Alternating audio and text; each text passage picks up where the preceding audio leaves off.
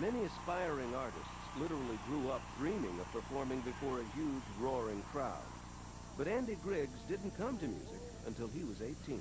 Yeah, as long as I live, there will always be a place you belong here beside me.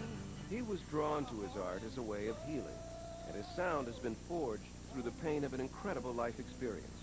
His is a voice filled with true emotion.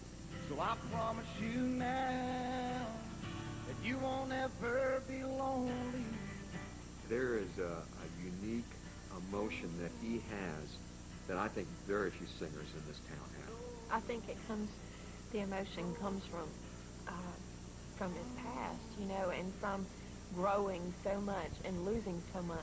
Having survived more than his share of grief and personal loss, Andy Griggs has channeled all that combined emotion into every performance. And the truth that comes across resonates with fans and fellow artists alike. I'm sitting with Martina McBride at the ASCAP Awards, and she turns to me and she says, "You got Andy Griggs. He's got it." Growing up in the deep southern town of Monroe, Louisiana, Andy never dreamed of singing country music. He spent his days playing sports, hunting, and fishing. But Andy's life was filled with music wherever he was. You know, was raised in church, strict Southern Bible Belt, you know, and before I was learning Sunday school songs and church rhymes, you know, that children learn, I was learning Your Cheating Heart and Kalijah and Folsom Prison Blues. You know, I knew all those songs. By the time I could talk, I knew them, you know. Andy and his older brother Mason discovered their love of country music from their father, Darrell. Daddy was a big country fan, period. There was a lot of Johnny Cash, a lot of Hank Williams. I guess the biggest three that I remember growing up was Cash and Hank Sr. and Hag. And it was because of Darrell Griggs that Andy and Mason learned to take solace in music. Their father died suddenly of a brain tumor when Andy was just 10 years old. Struggling to cope with their loss, the boys went to their dad's room and played his favorite record. It was an album that my dad listened to. That's one of the ways we said goodbye. Went in his room and we put that Merle Haggard album on and played it.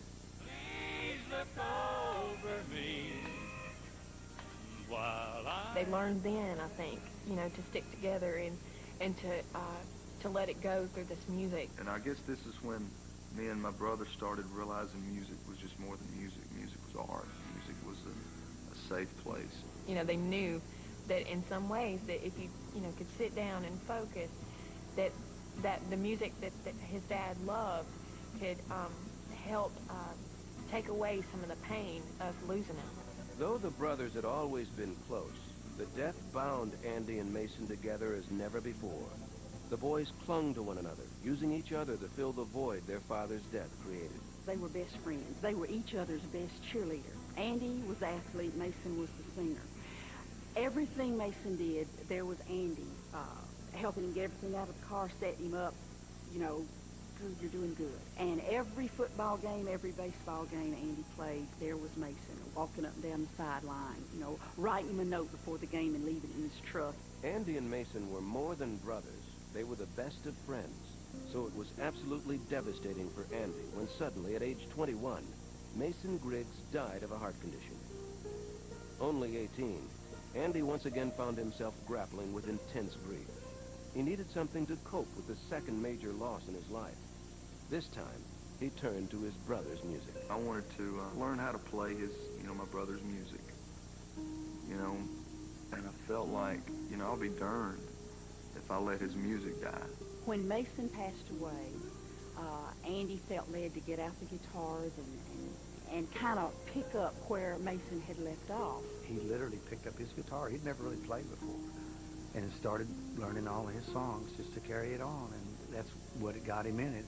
Maybe it's just for me. Maybe I won't play them to anybody else. Maybe Mama doesn't want to hear them. You know, maybe it's too hard on her. Maybe I'll once a year I'll get the guitar out and play a couple of songs. But I'll be darned if I'm not going to sit here. I'm going to learn how to do this. Andy may have started playing as a means of grieving the loss of Mason, but he soon made a surprising discovery. He found a part of himself in music. You know, man, I mean, when I jumped in the pool, brother, I jumped in the deep end. I'd stay up all night, just, that guitar was the only magnet I had in my life.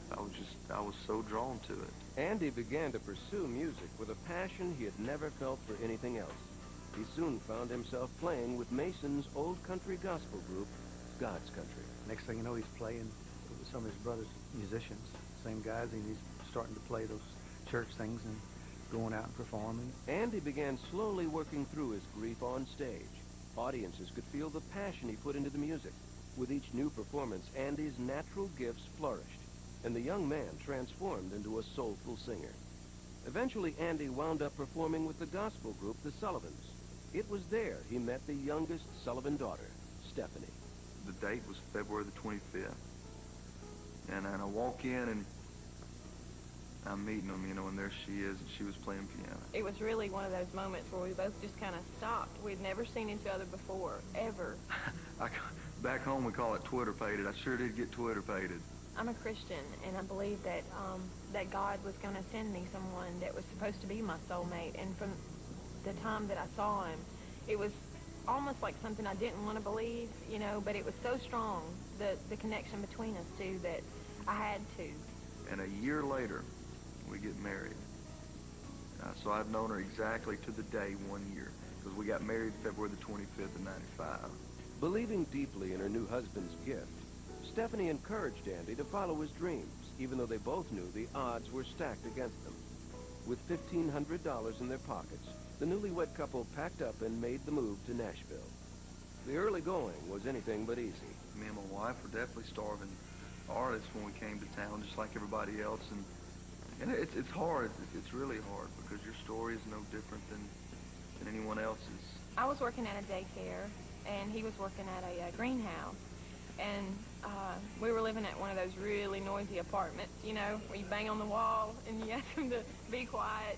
The couple scraped by for several years while Andy worked during off hours with his manager to hone his performing skills. Finally, everything Andy had worked for began to come together. He landed an audition with the president of RCA Records, Joe Galante. This was his moment to shine. Andy's management team had a plan all set.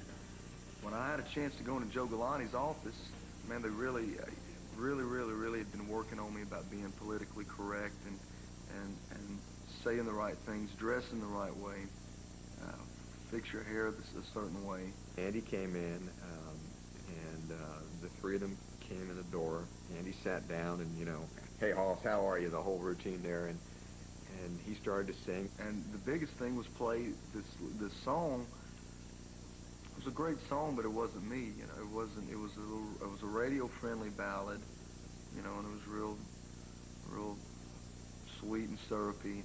And I said, "Is that it? Not.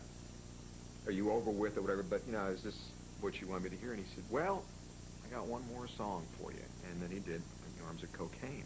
So I sang an old song called "Arms of Cocaine," and I didn't really do it for the lyrics. Although it is a positive song, it's about the guy's woman getting off of coke. The feel of it is a feel that I've grown up with. It's just that old outlaw kind of, that wailing kind of feel. It's an old Hank Jr. song. We were afraid to do it and had decided not to. And then in the middle, and Andy wanted to do it.